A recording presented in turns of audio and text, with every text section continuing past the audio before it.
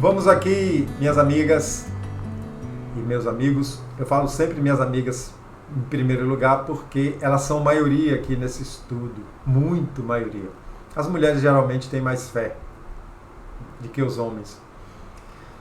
Então vamos para a última questão desse subtópico, meios de conservação. É a última, 710. Nos mundos em que a organização é mais depurada, os seres vivos têm necessidade de alimentação? Aqui está uma pergunta para entender os mundos, né? Os mundos mais evoluídos do que a Terra. Sim, mas seus alimentos estão em relação com a sua natureza. Esses alimentos não seriam bastante substanciais para os vossos estômagos grosseiros.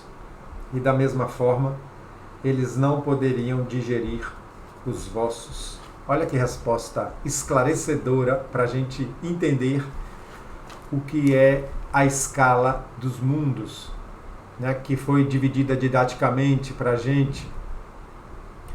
Os mundos primitivos, provas e expiações, mundos de regeneração, mundos felizes, ditosos, né?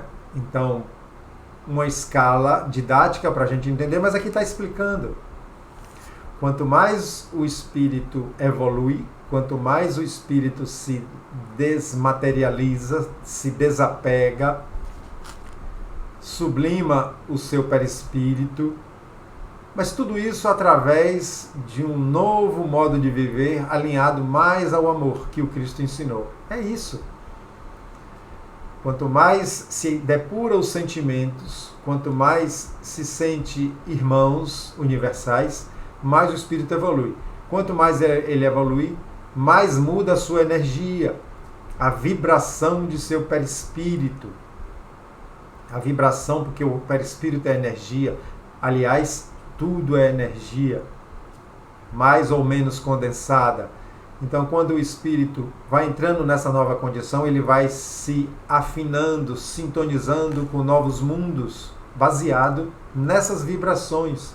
E esses novos mundos, eles são mundos, ao mesmo tempo, encarnado e desencarnado. Todo planeta tem a sua população encarnada e desencarnada. E ali esse conjunto forma a humanidade do planeta, em que a gente chamou de mundos.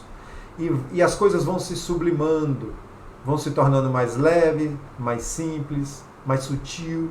Então ele diz aqui que o alimento deles não nos sustentaria, de tão sutil que é. E o nosso, o estômago deles não digeria. Seria como a gente comer uma pedra. Dando um exemplo. Eu gosto de dar esses exemplos meio doido.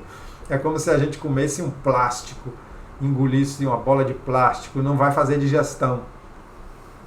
Então, o corpo deles são mais sutis. E aqui está falando de alimentação porque o assunto é meio de conservação, mas é em tudo. O meio de se movimentar, de se locomover, né?